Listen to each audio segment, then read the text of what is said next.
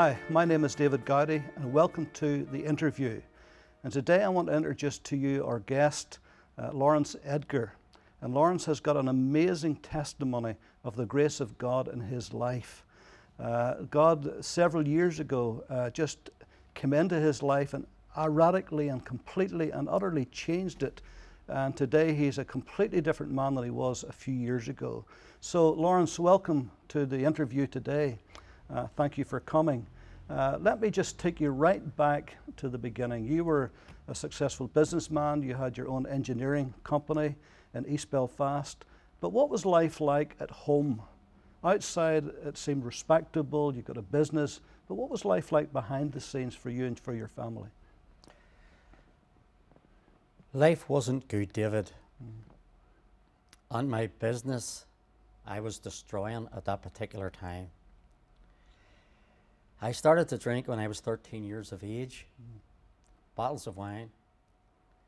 My father before me was an alcoholic. He used to come home violently, filled with whiskey, and give my mother some terrible, brutal beatings. And I never wanted to grow up to be like my father, but unfortunately I did. For 13 years of age, I started to drink bottles of wine, and it progressed into that. My alcohol completely took over my life. I met a young girl at 17 years of age. Her name was Jean, and I got married at 17. Wow, that's very young. Young age. 17 on the 3rd of April, and got married on the 7th of April. Shortly after that, we had 4 children, 3 sons and a daughter. Life should have been good. I was a sheet metal worker by trade, serving my time, hadn't finished. Finished my apprenticeship and moved into the Harland and Wolff shipyard, which employed quite a lot of men back at that time. And then, as I say, the drinking started to take over.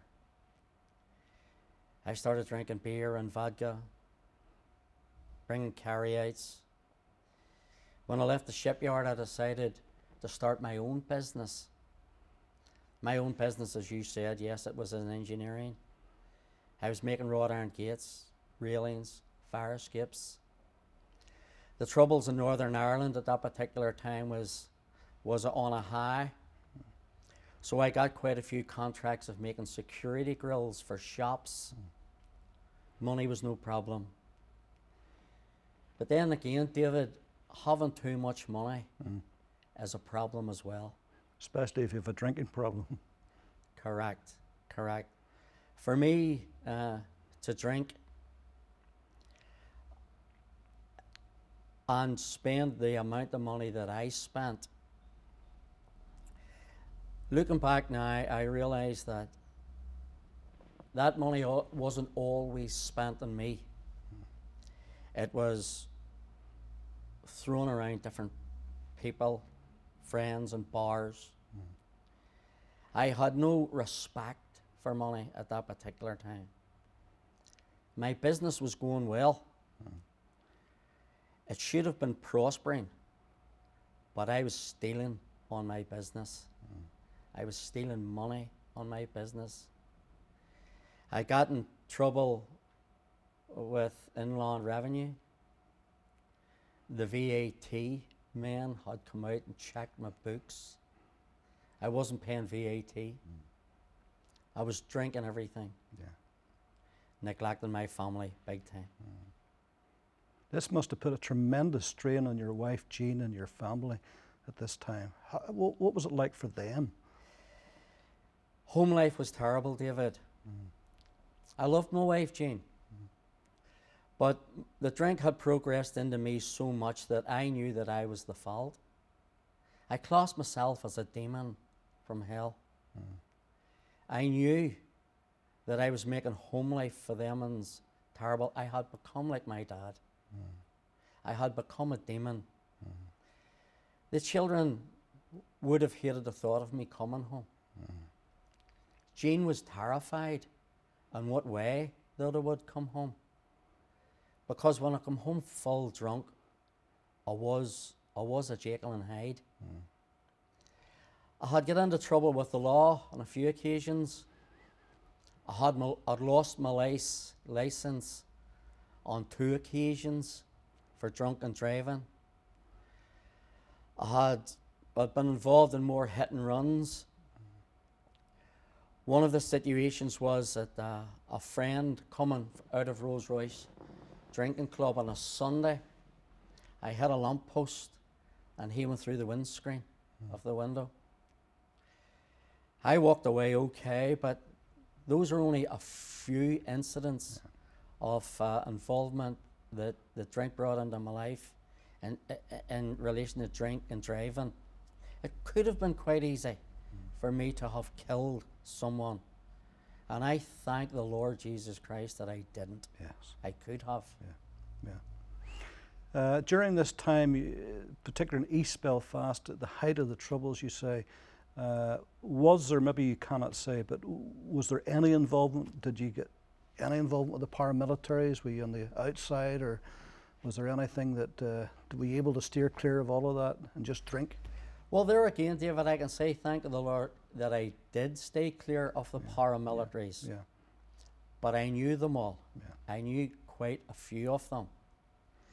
And I had fallen out with the paramilitaries on a few occasions. Which is a dangerous thing to do, isn't it?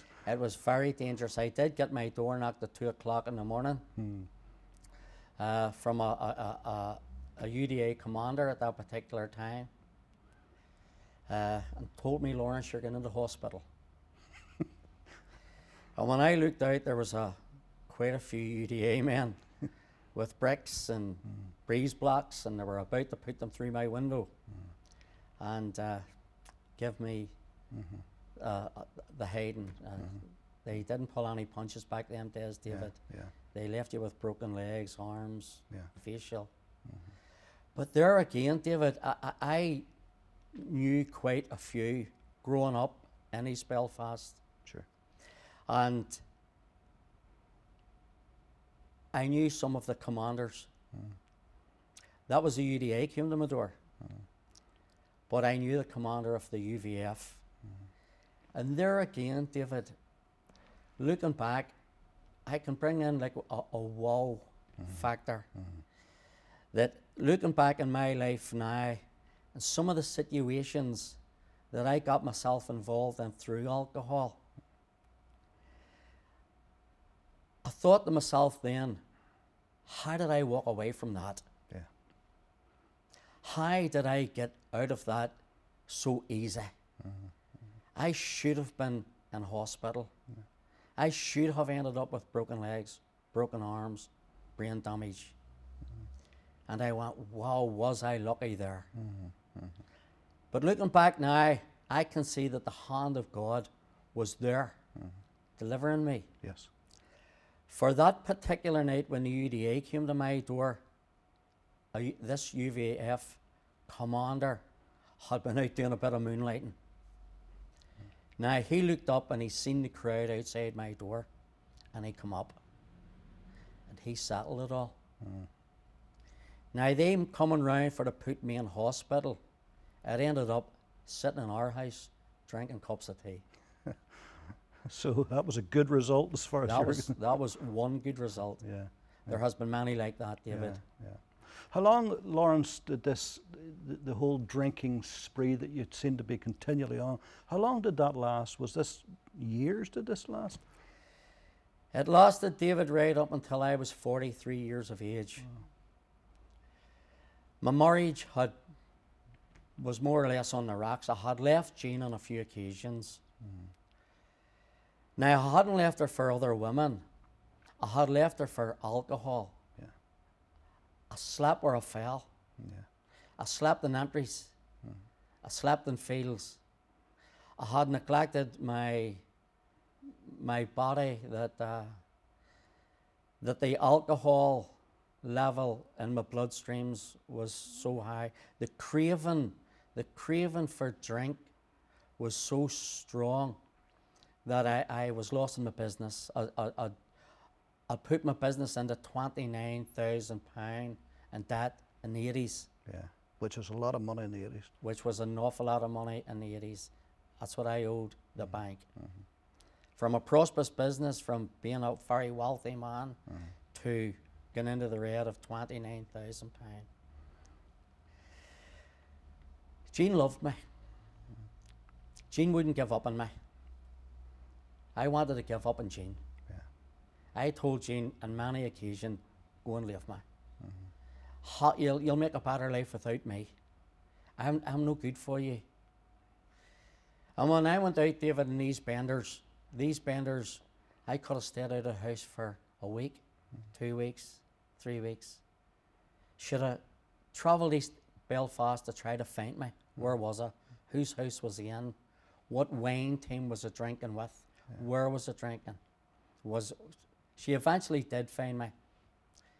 And times I come home, but I was waking up, I was drinking 24 hours a day. And I got up and I went to early morning clubs in East Belfast that never closed. But I remember one time, I was to go into rehab on a few occasions. My doctor wanted to send me in, but when the time came, David, I always went out and get drunk. Yeah. Never made it into hospital. Yeah. And on this particular occasion, I bought my steel from a man in Dundonald, you call him Alec Woods. Woods steel stockist. Alec was a good friend of mine. And I'm standing in his yard, full drunk. And he says to me, Laurence, he says, when do you catch yourself on? You've got a good wee business. You're destroying it. You're blowing it. You owe me money. I says, I know, Alec. I says, I can't stop this drink. The craving's so strong. Now, at that particular day, David, I stole for drink. I pawned for drink. I stole a lot of money in my business for drink. And I neglected my family, my wife and children, to get the money for drink. So I was sensible enough that I knew all of that I was the fault, but I couldn't stop the craving and the desire for the drink that I had. So I told Alec, I'm supposed to go to Downpatrick Hospital tomorrow into rehab, 7 weeks. Basically to dry out. Basically for the dry out and the treatment, to get treatment for alcoholic, group therapy and so forth like that there. So this good friend Alec Woods says to me, what time have you to be in at? I says, I have to be in at 10 o'clock in the morning, Alec, but I never make it. I says, I get up, I says, early and on my way down the road and I'm drinking from then on in. He says to me, I'll be in your door. He says tomorrow morning to pick you up and bring you into hospital. Now I thanked them for saying that. But then I went down to Cherry Hill Bar in Dundonald after I left them. And I drank all day long. Yeah. At that particular time, David, I had to bring home a bottle, a carry-out. And I would have filled what you call a glass, a Guinness glass or a beer glass. I would have filled it full of rum or vodka, whatever the case may be. My mind was like an alarm clock. It woke me up at 3 o'clock, 4 o'clock in the morning for me to put that glass of vodka into my system. That was for to keep away the DTs, the shakes, the horrors, the sickness, for me to get up and face the next day of drinking. Yeah. So here you are, Laurence. You're at rock bottom. You've drunk yourself almost into oblivion. Your business is going down the tubes. Your marriage is all but destroyed, other than the fact that your wife dearly loved you and wouldn't give up on you. You have not been good to your family, to your kids, It just could not get any worse. But what made the marvelous change? What happened that caused such a radical change in your life, such a transformation in your life? What happened? Well, I pray, David, that people today believe in miracles because a miracle happened to me. What actually happened to me, David, was the next morning Alec Woods did drive up into my driveway to take me to hospital. I had forgot about Alec and his promise. I came to the door half cut because I had just drunk the glass of vodka. And it says, tell him, I remember in surprise saying, tell him, what are you doing here at this time in the morning, Alec? He says, you're going to the hospital today. When he said that, I says, oh no, Alec, no, I'm not. I couldn't go into hospital. I have to go. I'm too shaky. I have to go and get. He says, you're going into hospital today. And I says, Alec, I'm not. I'm not going with you. At that particular time, just at that moment, I heard Jean getting up. Now, David, I didn't want a row to start. I didn't want a fight to start between me and her, getting up and coming down in arguments. So I run out, David, and I jumped into Alec Woods' Land Rover. No clothes, no nothing, nothing for hospital. Just jumped into his Land Rover, said, take me to the Baker's Club at that time.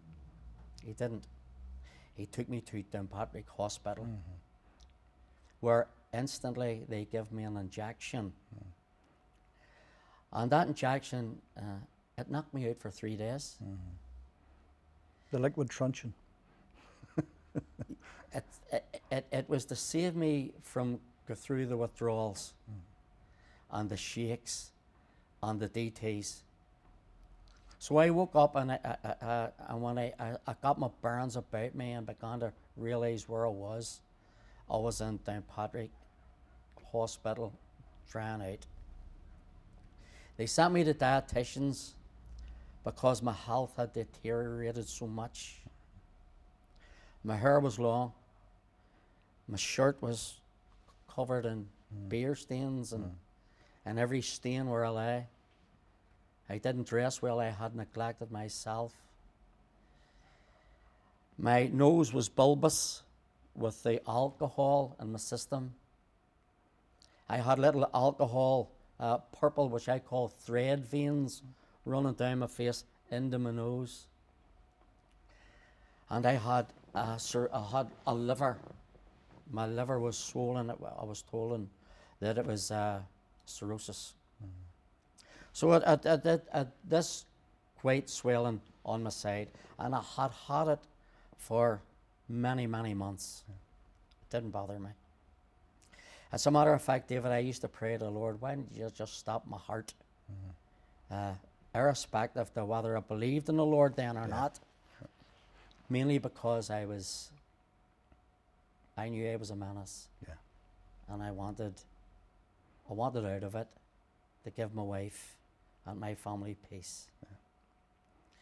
I would have at that particular time went and filled out with the law because I tried to get myself put into prison. I wanted to be put into prison because I thought that if I was in prison, then I would be safe from the alcohol, safe from the drink. Unfortunately, I just got fines. I was never put into prison. But while I was in the rehab, David, and I was in with along this group therapy of businessmen like myself who had blown it, very educated men, judges, solicitors, people of standing, where the alcohol had destroyed them. There was 2 pictures on the wall. One said, if God seems so far away, guess who's moved? Now I seen me looking at that picture, and I wasn't a church-going man. As a matter of fact, I would say then I was probably a semi-atheist, if there's such a thing as a semi-atheist. But what I mean, David, is I didn't know whether there was a God or whether there wasn't a God. It didn't really make any difference to me. I didn't go to church. If I had been drinking in company, And there had been a conversation about religion, or I would have went with the flow. Yeah. Didn't make no difference. If they denied God, that made no difference. If someone was for the Lord, then that made no difference to me either. But however, I started looking at this picture, and Jean would have come up. There was quite a travel for Jean to visit me in Downpatrick Hospital from Dundonald every day. But David, she had no longer been with me when me and her would have got into an argument. And I would have told her, go away home. Go away home and just let me be here. Leave me alone. I don't want to get into any arguments or fights with you. And it would have went into shouting that the group therapy and the officials of the hospital would have looked at me and had a word with me afterwards. But Jean was no longer away when David, I felt an awful guilty, full of the pure me's. I wanted her back. She was only away and I wanted her back. I hunted her and she was only out the door and I wanted her back again. Sure. And I was all full of the pure me's. And I seen this other picture on the wall. It said, Lord, please teach me to smile again. But don't ever let me forget that I once cried. Well, I seen me David going up to that picture and talking to it and saying, teach me to smile again. What have I got to smile about? Sure, I'm only a menace. I hunt my wife out. My marriage is breaking up. I'm a menace to my kids. And I seen me saying to the picture, do you see if I get through this 7-week training, this rehab, and I come out of the hospital, and I get back into the pubs, and I get back into the clubs, and I start living the old life the way that I did, just stop my heart. Just kill me. Remember saying that as well, David? Yeah. So anyway, when you're in for a while, 5 weeks, they ask you that you've got to attend an AA meeting, Alcoholics Anonymous, which I did. But I had attended those meetings long before I went into hospital. And I'm not knocking AA, but AA was an excuse for me to get out. Yeah. And after the AA meeting, I would have went and get drunk. Many of us did at AA at that particular time. But in my 5 weeks, I had to attend an AA meeting, and they reported back to the hospital. On the Saturday, me and my wife just done a bit of shopping. On Saturday night, I went to Pictures, the Strand Cinema. But on the Sunday, David, I got this desire to go to church. Now, there was a wee Pentecostal church out in Dundonald where I lived. It was an Assemblies of God. The pastor of it then was a pastor by the name of David Duncan, who's since gone home to be with the Lord. And it just so happened to be, or was it the Lord, on the particular Sunday that I wanted to go, David Duncan was having a healing meeting. Now, the way David run this healing meeting was he didn't ask anybody to come forth that had an infirmity or an illness or a sickness. He simply let the people sit where they were. And he simply requested that they put their hand on the body, on the particular part of the body that was affected. Now, I had this swollen liver, which I put my hand on. And he would say a prayer. Now, what David prayed, I don't know. But this is what I prayed. I prayed more or less the same prayer as what I spoke to the photograph. Lord, if you're real and you exist, and I finish this treatment and go into the pubs and clubs, you'd be as well just letting me die, stopping my heart. And that was it, David. I had to be back in the hospital for 11 o'clock Sunday evening. I went back in. I slept well. I got up the next morning and I felt strange. I felt strong. Suddenly I noticed that the swelling in my side had completely gone. Wow. Removed. I went to the mirror and I seen that, but the bulbous nose was away. That's amazing, isn't it? It was a miracle, David. The wee purple lines that was down my face had all cleared up. David, in those 5 weeks, I was actually in hospital for 7 weeks, but in those 5 weeks, a lot of the group therapy would have went out and played football. I didn't have the energy. I didn't have the stamina. I didn't have the breath. I had to be sent to yoga classes to get my bones and to get my body all moving again and get it built up. And they put me on a special diet of food to put energy back into me, to build me back up again. After that awakening morning, when I noticed that everything in me had cleared up, I knew there was a God then, David.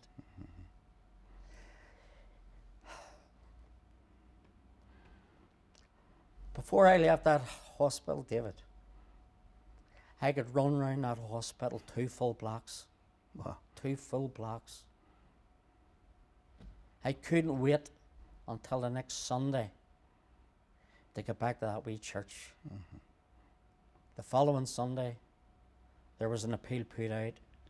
I put my hand up. Wow. I committed my life to the Lord. Wonderful. David, that was in 88. Yeah. In July 88. 26 years ago, 25, 26 years ago. Boy, your life has changed dramatically since then. It has, David. It has. Your marriage has been healed. Yes. Your family relationships has been healed.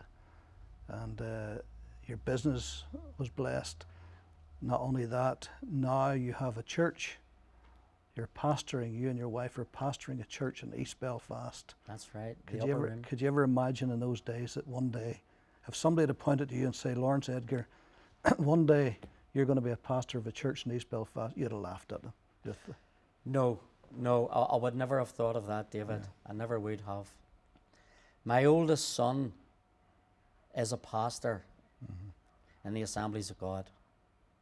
My son Laurence, who I give a hard time then growing up. But I remember when I was drinking that wee lad used to pray for me and his mum every night. And we did hear a couple of his prayers, Lord, save my mommy and daddy because they're going to go to hell. Now, I thank my son Laurence for praying for me. Sure. Shortly after that, there, my wife Jean got saved. But Jean was an alcoholic too, David. Jean followed my footsteps. And I do pray that Jean can make it sometime here. Yeah, because right now she's recovering from an operation. Right now she's recovering from an operation. And she wasn't just able to be here with you today. That's because right. she's got a whole story to tell as well. A whole different story. And we certainly love to hear that. But Laurence, our time is just about almost up here. And what you have said today proves that the day of miracles is not gone. That somebody can get to the lowest ebb, right to the very depth, to the bottom, and yet God in His mercy and His grace can lift them up. Jesus can come and save them and totally, completely transform their whole life. Without a doubt. Yeah, and you're a testimony to that today. Well, I'm not the only one, David. Sure you're not. He's did it for millions. Yes. And I remember that when I did commit my life to the Lord, I knew nothing about the Bible whatsoever. Yeah. I didn't know King David was the king of Israel, or there was an Paul or anybody in the Bible. But I remember I was very hungry, and I used to ask Davy Duncan all of the hardest of questions, which he answered quite simple. And he did make a prophecy over me at that particular time. And he did say, Laurence, the Lord is going to mightily use you. He says, and I believe that you will be a pastor sometime. Yeah, there you are. Well, your life has touched many people, Laurence. And your testimony of the grace of God has touched many people. And I think that if you watching today, you may not be in Laurence's position. Maybe you're not in the depth that Laurence has been to. But nevertheless, in your struggle, whatever it may be, in your situation personally, maybe this has given you some inspiration, some hope that if God can do this for Laurence Edgar, God can do something for me. And so I appreciate you watching this today. And why don't you tell somebody else about this and tell them to watch this program, this particular interview. Maybe somebody you know who is in Laurence's position, who is doing the things that Laurence did do and who feels there is no hope for them. And they're wondering, what is life all about? Why didn't you tell them about this and get them to watch it so that they can be inspired? Jesus can change a life. There's no question about that. If we just surrender our hearts and lives to Him, Jesus can radically change us and make us into something that God desired us to be. God has made us for His pleasure. He has made us to be His children, and Jesus Christ can make that possible for you today. So thank you for watching, and may God bless you.